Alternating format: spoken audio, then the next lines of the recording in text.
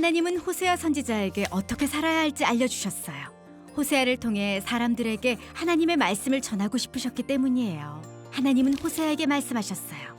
너를 신실하게 사랑하지 않을 여자를 아내로 삼아 자식들을 낳아라. 하나님은 호세아를 통해 사람들을 향한 하나님의 사랑이 어떤 것인지 보여주고 싶으셨어요. 호세아의 아내는 남편이 아닌 다른 사람들을 사랑하게 될 거예요. 마치 이스라엘 백성이 하나뿐인 진짜 하나님을 버리고 다른 신들을 섬기는 것처럼 말이에요. 호세아는 얼마나 힘들었을까요? 자기를 사랑하지도 않는 사람을 사랑해야 한다니요. 하지만 호세아는 하나님의 말씀에 순종했어요. 그래서 고멜이라는 여자와 결혼했어요. 고멜은 3명의 아이를 낳았어요. 이스르엘, 로루하마, 그리고 로함미예요. 이 이름에는 모두 특별한 뜻이 있었어요. 이스르엘은 하나님이 북이스라엘을 멸망시킬 것이라는 의미를 가지고 있었어요. 로루하마는 하나님이 더 이상 북이스라엘을 불쌍하게 생각하지 않으시고 그들이 지은 죄에 마땅한 벌을 내리시겠다는 의미가 담긴 이름이지요. 로암미는 내 백성이 아니다라는 뜻이에요. 하나님 대신 우상을 섬기는 백성은 더 이상 하나님의 백성이 아니라는 말씀이시죠. 고멜은 종종 호세아를 떠나 달아났어요. 마찬가지로 하나님의 백성도 하나님을 버리고 도망가 가짜 신을 섬겼죠.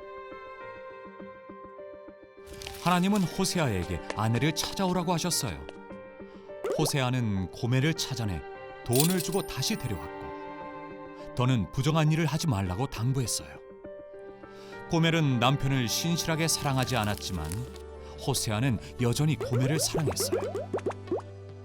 하나님이 포기하지 않는 사랑을 호세아에게 주셨기 때문이에요. 하나님은 북이스라엘 사람들이 호세아의 이야기를 듣고 자신들도 고멜과 다르지 않다는 사실을 깨닫기를 바라셨어요. 사람들은 하나님을 사랑하지 않았지만 하나님은 여전히 그들을 사랑하셨죠. 결코 포기하지 않고 끝까지 사랑하셨어요. 호세아는 백성에게 하나님이 그들의 죄를 심판하실 것이라고 경고했어요. 그러니 얼른 하나님께 돌아오라고 진심으로 호소했죠. 이제 하나님께 돌아갑시다. 하나님은 알기 위해 온 마음과 힘을 다합시다. 하나님은 하나님을 떠난 백성을 벌하셨지만 아브라함에게 하신 약속은 반드시 지키셨어요. 그것은 아브라함의 자손이 많아지고 예수님이 아브라함의 자손으로 오실 것이라는 약속이었지요. 맞아요. 하나님은 여전히 하나님의 백성을 사랑하세요. 하나님은 죄를 몹시 싫어하시지만 호세아가 비싼 값을 치르고 아내를 되찾아온 것처럼 어떤 값을 지불해서라도 하나님의 백성을 되찾으세요. 하나님은 호세아의 부정한 아내를 통해 하나님의 백성이 얼마나 부정했는지 보여주셨어요. 하나님은 호세아에게 사랑의 마음을 주셨어요. 그 사랑으로 호세아는 잘못을 저지른 고멜을 기꺼이 되찾아왔어요. 하나님은 하나님의 백성을 결코 포기하지 않고 끝까지 사랑하세요. 그 증거는 바로 예수님이에요.